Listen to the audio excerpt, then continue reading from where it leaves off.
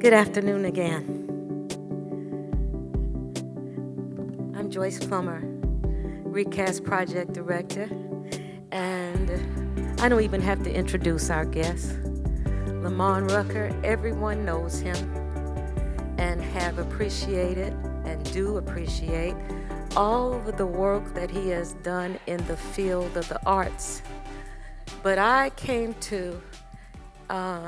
I met this man several years ago and have come to appreciate the heart that he has for people, for our youth in particular and young adults, but for people in general. The work that he does outside of Greenleaf, let me not start on those credits. You've seen a taste of his work even locally, what he would drop his busy schedule to stop and come make something happen here with us in Baton Rouge because of the heart that he has. And so what I'd like to do is just for a moment, I'm going to say, Lamman Rucker, thank you for being with us, and turn it over for him to share a bit from his heart. And then we're going to open it up to Q&A from you. And if there's a question that you've had on your heart for him, please don't hesitate to bring it. So, thank you again. Can't thank you enough. You know, I've come to love you over these last few years because I see beyond what you play on the role, your role in the film, and I see the work that you're doing to try to address trauma, to try to bring an enhanced quality of life to people that you meet, particularly young folk. So however you choose, share with us how you got into it and what things are important to you as you continue on your journey. So first of all, thank you. And hello, everybody. Always nice to be back with you all. I mean, there's so much to think about, so much to cover, so much to talk about, so much to share. I always just kind of like to focus on the positive and to put things in a framework of encouragement. And, I like to always remind people to not, even though we're talking about when you hear a word like trauma, immediately, it probably traumatizes people, right? But I'm always advocating for not being in denial. So let's talk about what we really need to talk about, right? At the same time, being sensitive to the fact that, yeah, that trigger can be such a negative thing and have such a negative association that what you can very easily get away from is anything positive or encouraging. You just start going down this rabbit hole of negativity, and then there really often isn't much information or many tools or even just a mental like kind of construct of how to stay positive even in the midst of trauma, right? Or even when trauma starts to show itself, or you might realize, oh, I'm in it right now, and what do I do? Or how do I get out of it? How do I get through it?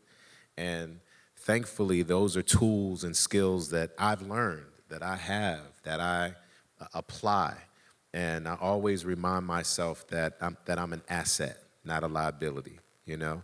I always remind myself that even in spite of however big a wall or an obstacle might be, it can't hold me. It can't stop me, you know? I might not have the opportunity to figure it out right now, but it's not a matter of if I'll overcome it, it's just a matter of when and how. And then the how is how are you gonna do it? You're gonna do it in a way that's constructive, in a way that's not self-destructive, in a way that doesn't hurt or harm or impair or injure, right, other people. Don't take it, because there's ways that you can get what you want, but other people are gonna pay for it. That's not the way to get there. So the how is just as important as, finding a way to find that self-determination to be like, no, I'm going to do this, So believing that, but then also making a commitment that your how is done in a way that has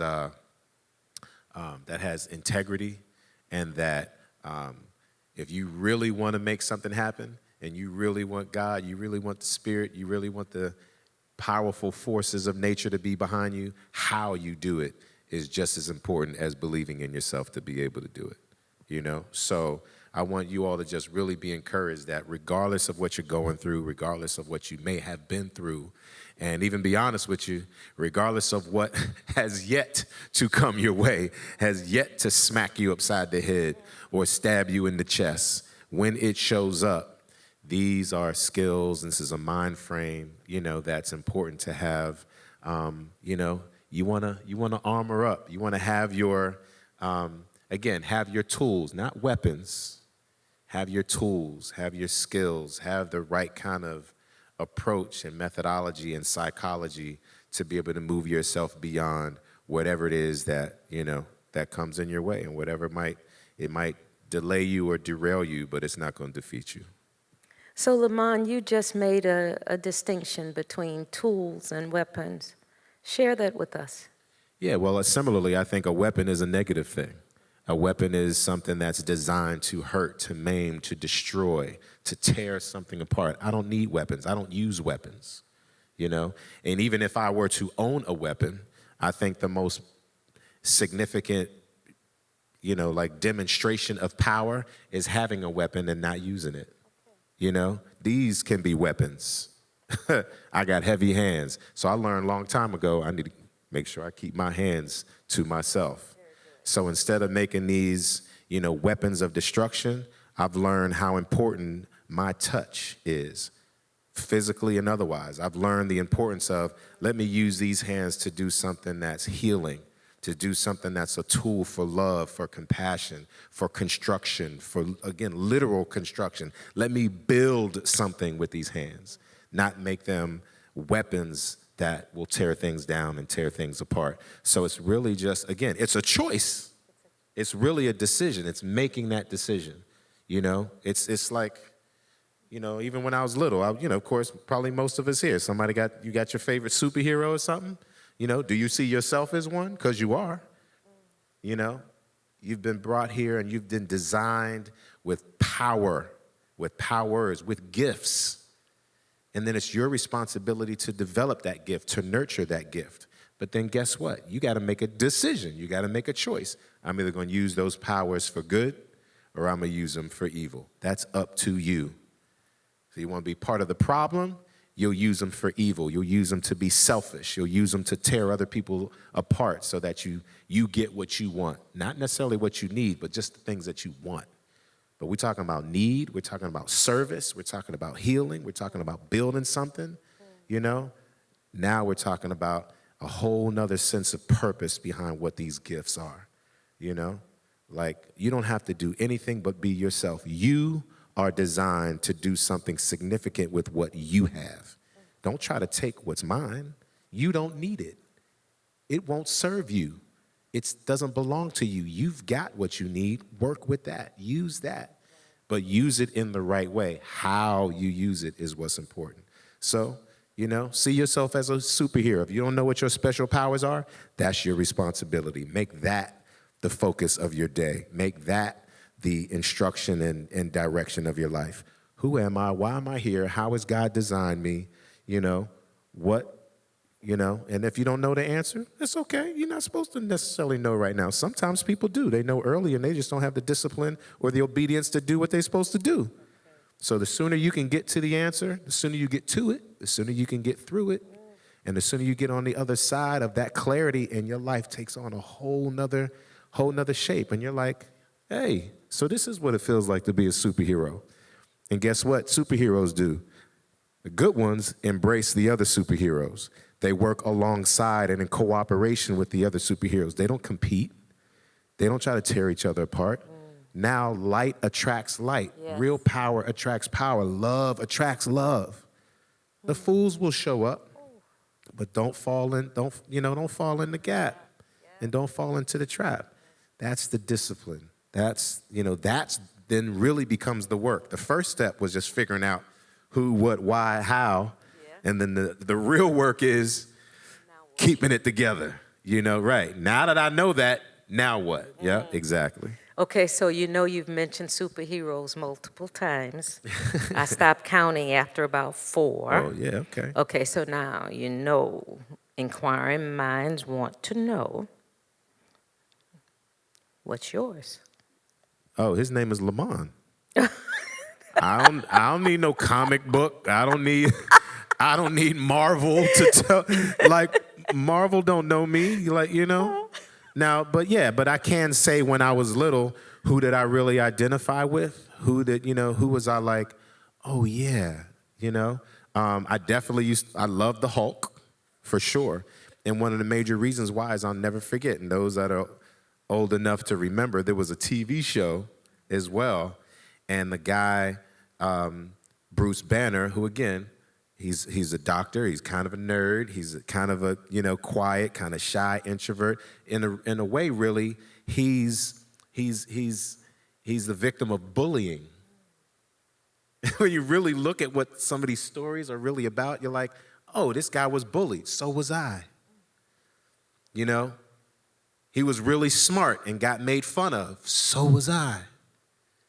Again, I had physical might, but I didn't want to use it, didn't know how to use it. And one of his famous lines is, don't make me angry. You won't like me when I'm angry. That soft, that like, and very kind of like humble and almost really like diminutive, almost like, but his whole point was, I know what's in here. I don't want that monster to come out. So please don't push me there. You know what I mean? So that that identified, like emotionally, spiritually, I identified with that character, with the man. And I never wanted that monster to come out because we all have the capacity. So that's the thing. No matter how highly you think of yourself, which you should, you have the capacity to be very, very dangerous and harmful. So you've got to really have the self-awareness and the self-discipline to I even had to tell my wife one time, I was like, baby, don't poke the bear, okay? Right? Our relationship doesn't need to have, negativity and arguing and shouting and yelling and violence or anything like that. That has no place in my life or in our home, in our relationship together. The only time that dude is ever supposed to show up or that monster is ever supposed to show up is when I'm saving your life. It's for and the stakes have to be that high. Not, oh, you disrespected me, or you got in my face, or you stepped on my shoe, or you called my wife a name. If you didn't call her by her name, you weren't talking to her.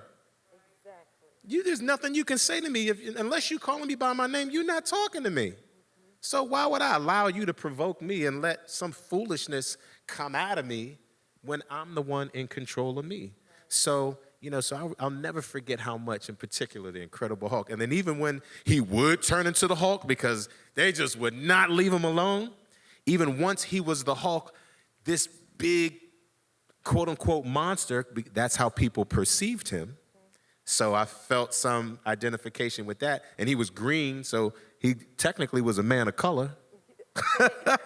So I kind of so there was this real kind of, symbolic kind of stuff happening. So I was like, oh, wow. But then you see that even when he's the Hulk and he's smashing stuff and he's throwing people around, he still has this sweet spirit. He was such a thoughtful, kind, sensitive man, because that sensitive man is still in. So that duality, the sensitive man that's still inside the monster and the monster that's inside the sensitive man, and learning how to see everybody in that way, to see through whatever monstrous behavior or foolishness somebody might be giving you or going through. There's a light, there's a soul, there's a purity, there's a love in there somewhere. It's just, it doesn't know how to show itself. And somebody that's super nice and always shows up and always seems like don't nothing ever bother them, you're like, there's something ugly about you in there somewhere, and we need to acknowledge that too. So so for me, that was one of the superheroes of the ages that I remember really identifying with, because of those all of those kind of little elements. And I still do. So I've learned, like I said, I don't need to use my might. Let me use my mind. Yes. So now tell us how you moved from recognizing the duality of the Hulk to understanding and being aware that you were your own superhero. How did that happen? Yeah, I think it's really through. I mean, just like you all are here, I've luckily had the opportunity to sit in, you know, programs like this and listen and learn from other people. Like I said, part of the joy and the responsibility that I hold and that I hold dear as an actor and as an artist is that I also know that, again, I'm an educator, I'm a communicator, I'm somebody that these stories and these images, just like I was on the opposite end of the screen, getting something significant and also meaningful, although yes, entertainment, you know, something that could have taken me off the rails, but instead I was like, yeah, you know what?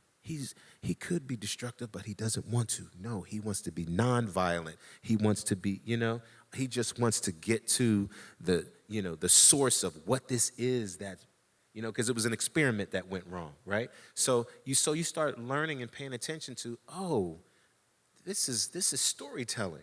These things have lessons. They're allegories. They're, you know, they can be like mythical or whatever, but they're really about kind of learning these really important like life skills about, you know, about yourself, self-awareness, self-acceptance, you know.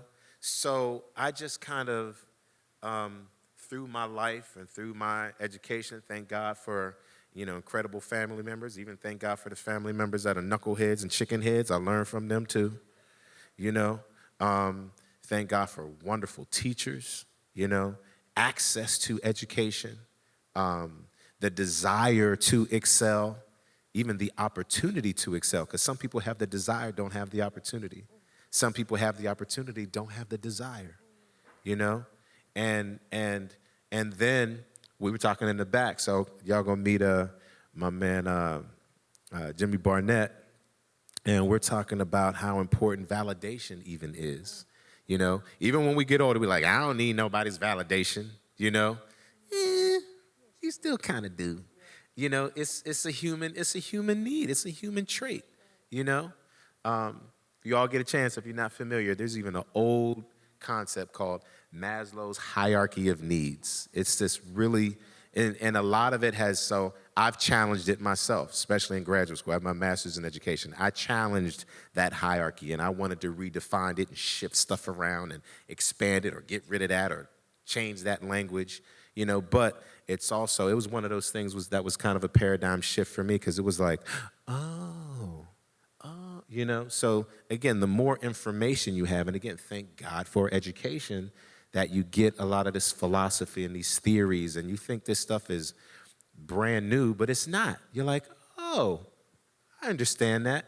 Oh, I'm not alone. Oh, I'm not the only one that's going through this. So it's just been through the process of me getting information, education, having great mentors, teachers, you know, examples. I mean, community leaders, you know, I mean, you are the consummate kind of mother, sister from everybody's family that we all know. I mean, whether you're the neighbor or you're the auntie or whatever, it's like, so we've got all these people around us that are really the sources of so much information and inspiration. And when you learn how to lean into it and absorb as much as you can, it just helps to shape your understanding of the world. And in the process of that, the more you can shape, you know, and understand, have a better understanding of your own self-concept, it changes everything. So I've been able to really live a certain quality of life because of what I know about me and how much I've learned to accept, love, and challenge myself. I don't compete with other people, you know. I don't waste my time with that. I think you're right. I think Matt was talking to you about that earlier. You all met Matt and Matt earlier, right? So tall Matt, I've known him since he was a teenager. I've known him since he was in high school. So I'm not surprised he's here. You know what I'm saying? At the same time, I'm so surprised he's here. And we didn't even know that we were both going to be here until we got here. I can't begin to tell you how thrilled I was to see him. So even that, like the way we love each other, the way we support each other, the way we push each other, no matter what age and regardless of the age gap and all that. And we didn't have anything familiar at the time I met him other than playing basketball together. He was the young bull trying to play with the big boys, you know? And we used to beat him up, and, you know, he couldn't compete because he was young. And then there were other ways where he had advantages because he was younger, right? So again, duality, right? But you learn how to, like, adjust. You find these ways to, like, develop relationship and pour into each other. And what you get out of it and what you learn and how you grow and how I come into being in front of you on a day like today is a culmination of so many people, so many experiences. And you realize, oh, that's the point. The point is to have all that, to give it away. Absolutely. That's the point. It ain't even about me. It ain't about me. It's not for me. It ain't even for me to keep. It's for me to absorb, comprehend, understand, and give out. gift it away. Yes, because you cannot give what you do not have. So unless you are taking in those things that are positive, and before I forget, let me recognize the academic and educator that's in the room right now, Maslow, Maslow. If it is not a familiar name, Google it. We couldn't do that back when I was your age. Just Google Maslow to learn about his hierarchy of needs.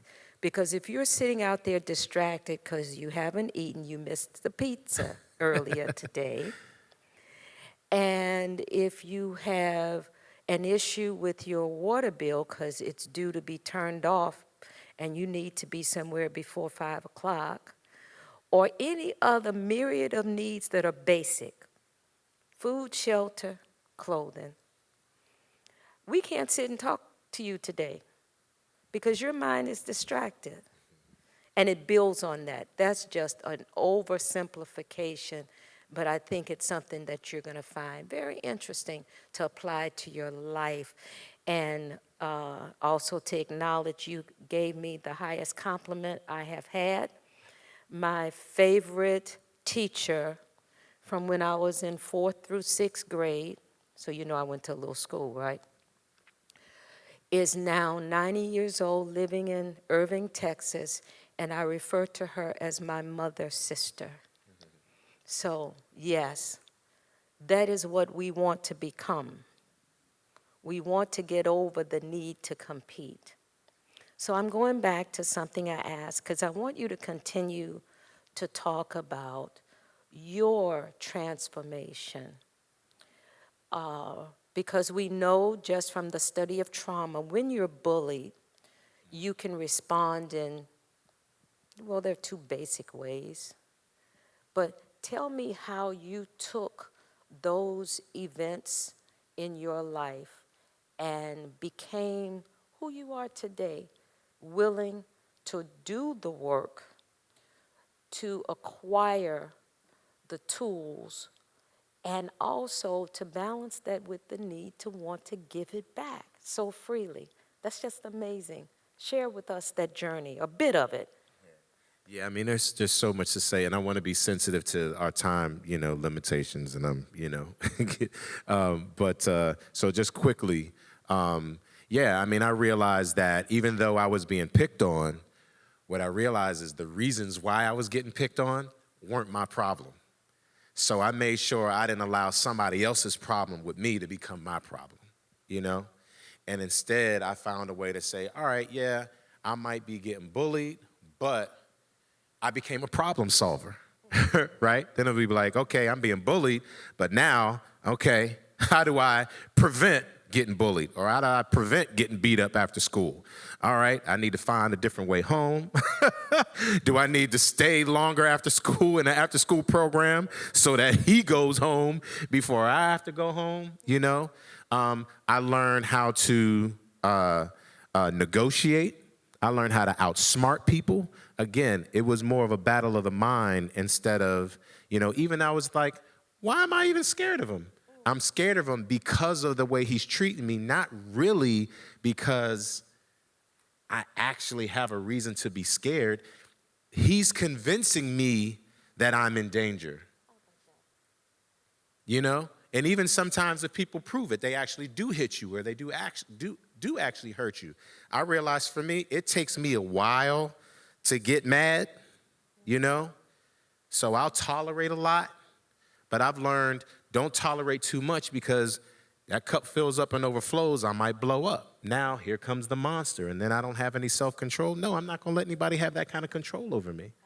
So what I've learned is just like regardless of how people are treating you, I have the power to govern myself. I can use my head, I can use my brain, I can use my skill of creativity, I can employ other strategies, I can ask for help, I can let somebody know. I can also, and the other thing is, trust me, believe it or not, most of these bullies, they ain't bullies, they punks. They're bullies because somebody's bullying them probably. Or they're bullying you because they want what you have. They wish they were you. They're disappointed that they're not as smart as you. They're not as confident as you. They're whatever. They're just trying to find, they taking something out on you because they can, or just because you're there. So I've even learned, oh, okay, well, I'm going to remove myself from certain environments or people that are toxic, that can put you in danger. I don't put myself in their proximity. I don't need to be anywhere near violence, danger, stupidity. I got other things to do.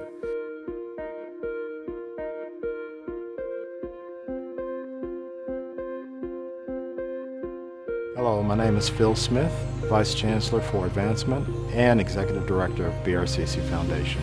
I want to thank you for joining us today, and for more information, visit www.brccf.org.